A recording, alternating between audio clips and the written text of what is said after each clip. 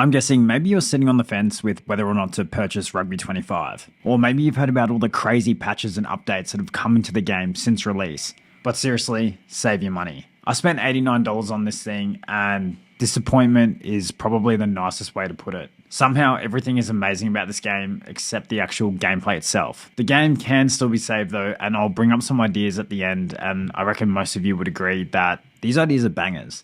I think what adds to this disappointment is I was mega hyped for this game. And honestly, I was probably just lying to myself because just like all of us, we're dying for a decent rugby game. I literally took days off work to play this thing. That's how hopeful I was that it would actually be half decent. But no. I've just hit the 97 hours of gameplay on my PlayStation, and from the moment I started playing, I was forcing myself to play. What's frustrating too is for the amount of time I've actually put into the game, I haven't gained or unlocked anything exclusive for putting the hours in. I've been trying to rationalize the time put in. Maybe the more I play, the better the experience will become, the better I'll get at the game. But no, I haven't enjoyed it any more than I did the first time I played. Even though I did play the beta, I actually thought they would make some significant improvements, but I wouldn't say they were significant. It seems like the entire budget was spent on licensing and not actually the gameplay itself.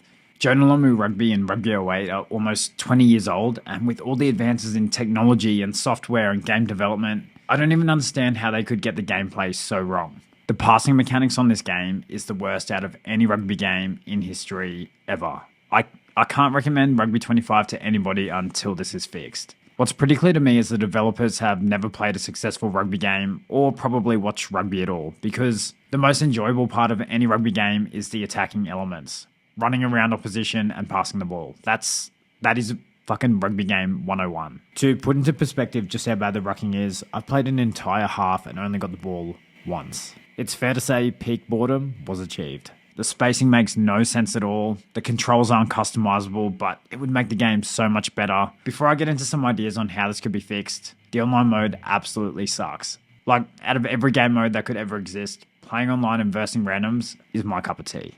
When you look at how bad the servers are that you got to play on, maybe it's just my location, but then the gameplay on top of that, it's honestly the biggest waste of time, and I reckon I've spent at least 20 hours trying to give it a go.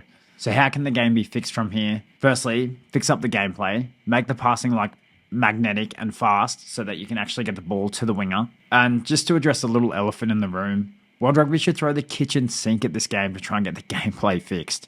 The community is dying for it. But the game's in this weird, so close but so far away from being a good game. Secondly, just to think big picture a little bit, Big Ant, don't focus on making another rugby game. Just keep building this one until the gameplay is actually good, and then put in some microtransactions. If you actually made this playable with these graphics and all these features and modes, I would have no problem paying extra money for some fucking cool uniforms or a nice stadium, or maybe some vintage barbarian teams or player pack features that you can then download into the game. And truthfully, no one's going to think you can produce a decent rugby game after this one, so even if you make a good one, no one's going to buy it. Third thing you could do, make the online mode half decent, maybe have a leaderboard or some ranking system going on. I used to love playing FIFA purely for the fact that you can rank up and down and you can be compared to other people around the world, and that gives you something to talk about with other people who play the game. And let's be honest, these graphics, the licensing, the game modes proposed, they're amazing. They're amazing. This game is not that far from being a decent game. You've just got to get the gameplay right. For now though, this game's definitely a hard avoid. Anyone who has bought the game like me, we should really be putting the pressure on Big Ant to try to get this game up to standard. Not just for ourselves, but the entire rugby community. Highly recommend though, if you do want to keep up with Rugby 25 and all the latest things that are happening in the game, my good friend Bears Gamer, he covers everything when it comes to rugby games. Highly recommend his channel. Great bloke as well. Let me know if you think the game's salvageable. Cheers.